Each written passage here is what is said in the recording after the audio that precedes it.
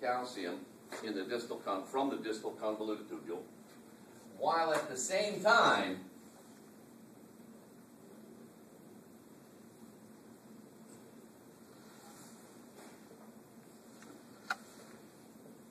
it increases the excretion of phosphates in the urine. So Johnson and Doyle get pulled out, put into the blood. They're separate. There's a chance they can get back together. So while the blood circulates through the kidney cells in the distal convoluted tubule discriminate between calcium and phosphate. Cells in the distal convoluted tubule pull calcium back into the bloodstream while making sure that phosphate stays out of the blood, gets incorporated into the urine, and is eliminated from the body. Yes, no? Okay. There's a third site of action for parathyroid hormone.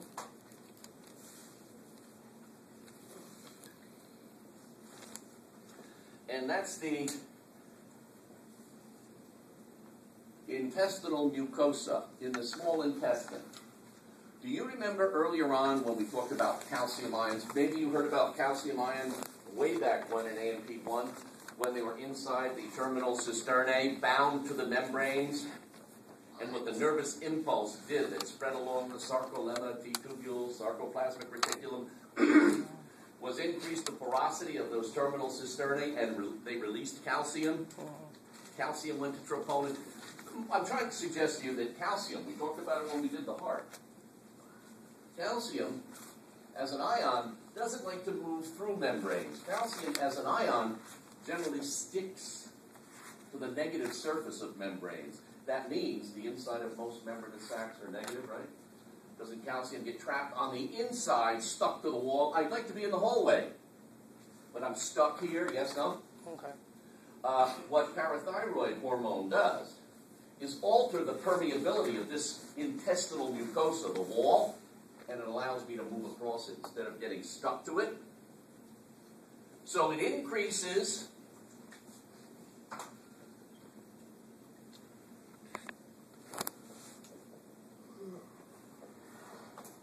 the absorptive rate of calcium in the intestine. Watch me, please. Just pay attention for 2 seconds on this one. In the bone, when we take calcium out of the bone, the process is called resorption. In the kidney, when the tubules are pulling something back selectively, we call it reabsorption. And in the intestine, when we move across the membrane, it's just simple old absorption, yes? Resorption, reabsorption, and simple absorption, yes, no?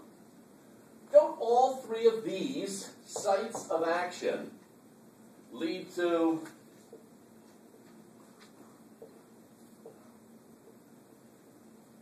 an increase in serum calcium?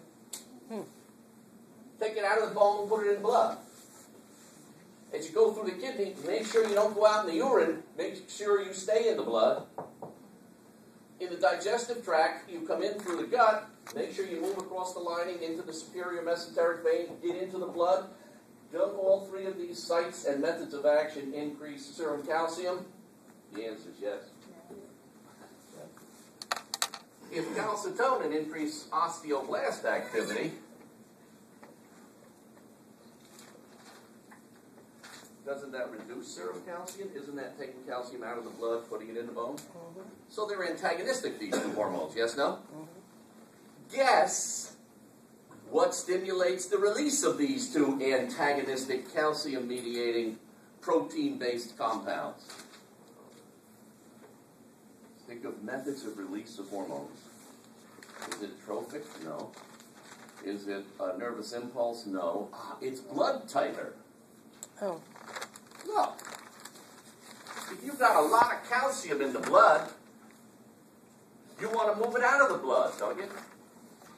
Calcitonin. If you don't have enough calcium in the blood, you want to take it out of the bank and put it back in the blood, don't you? Ladies and gents, did we talk about calcium metabolism the other day when I introduced calcitonin or not? No. Let me ask this question. It's right. Other than comprising the principal cationic agent of that bony matrix, where else in your body, where else in your anatomy and physiology knowledge have you seen calcium before? What do we need calcium for other than bone? Or teeth? Bone. Heart functions. Cardiac contraction. Skeletal muscle contraction. Neuromuscular release of acetylcholine or any of the transmitter substances. Irritability. Blood clotting, does that ring a bell? Oh, yeah. Oh, yeah. So, we don't just need calcium in the bone.